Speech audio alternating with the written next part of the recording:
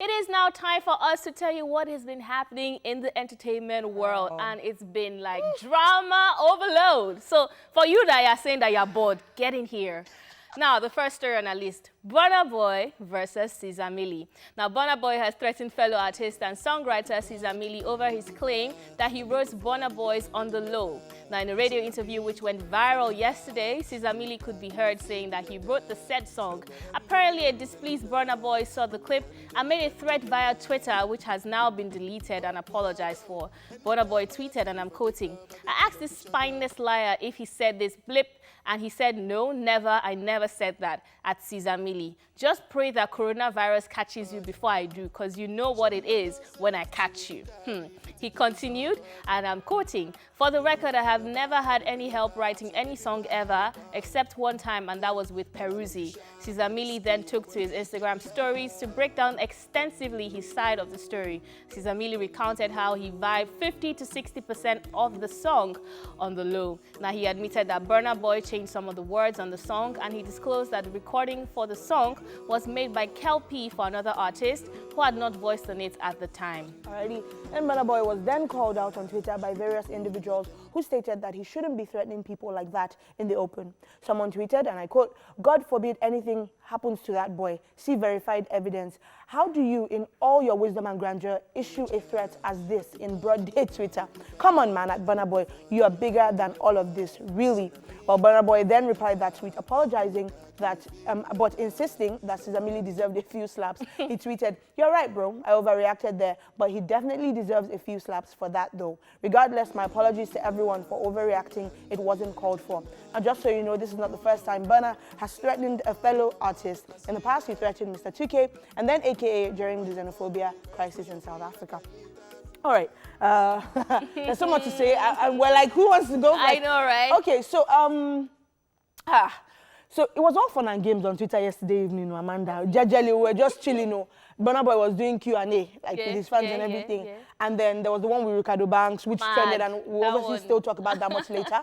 But then this one also really kept him trending for hours, and it was, you know, the whole Ceeza Milli situation. Now, Burna Boy, of the many things he said, I'm not going to get into Burna Boy's character and all that, or what we perceive as his character. I'll just focus on the tweets. So of the many things he said, one of the things I thought was very interesting was the fact that he said he's never had any songwriting help except for the song for Peruzzi. Yeah, which I even hoped that he would put out the title of that particular song.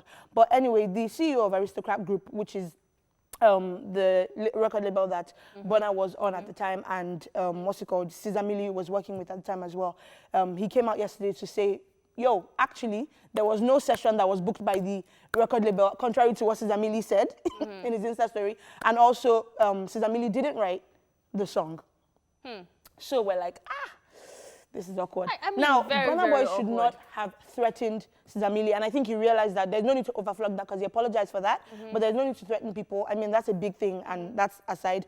But it's just messy. We talked about songwriters and getting credit on this side of the country, and I feel like maybe Ceeza Milli, I don't know if he felt the need to do this because of that whole thing about songwriters not getting as much popularity and credit as they would like in their career. We had this guy, Ian Beats, who produced T-Classic, Nobody Find Past You the other day, and we're talking about him producing the song, but him also being a songwriter, and we're like, did you write that song? And he was like, he doesn't want to talk about the songwriting of the song. And I'm like, why is it a big deal to talk about songwriting? I feel like it's not yet as structured as it should be, because when I watched that interview, prior to even seeing all the explosions happening on Twitter, I was like, okay, why is Burna Boy threatening Ceeza Milli again? Of course, we're not even talking about the nature of his character, which, you know, is questionable. But then at the point, I was like, why would Ceeza Milli come out and say this kind of thing if there was not some truth to it? And then he came out with his Insta stories, and he was explaining that 50 to 60% of the song and how he vibed to it, and how he was even the one who wrote the intro. And I'm like, okay, if he's saying this, then we all need proof. Like, it's okay for him to say this, and then him now reacting like, oh, you're spineless, I'll catch you, coronavirus is going to get you. I was like, no, that's not the way to handle it. But Amanda, tell us about the interview itself. Yeah, so then I watched the interview, and then I had a change of heart because I remember the interviewer at the OAP at the time asked him, so have you ever worked with artists? Have you written some songs? This is Ceeza Milli, right? This is Ceeza Milli. And he's like, oh, yeah. He's like, oh, have you worked with this person? He said, yeah. Have you worked with Burna Boy? He's like, oh, yeah. She's like, oh, is he on the Yeah song? He says no. Then he asks his friend, and he's like, oh, what's the name of that song again? And the friend is like, On the Low. And then he proceeds to sing it. Then after singing it, so she's like, oh, so you wrote the entire song? And he's like, yeah, most of it. I'm like, no, you don't also say that. So I feel like at both ends, they had a mistake. So what could have happened, this is just my own theory, is the possibility of him being in the studio and him vibing and him now, or maybe like that song was being passed to Burna to now also play around with. Maybe they kept the intro, maybe they kept some of the lines that he used. Because he did admit that Kelpie recorded it and then he, you know, did a bit to it, like he vibed to it, 50 to 60% of it. And then maybe, like you said, it was passed on to Burna Boy. We don't know. Yeah. All right, well, we'll hope that more truth unravels with this song. Now you can catch up with your favorite programs on TVC.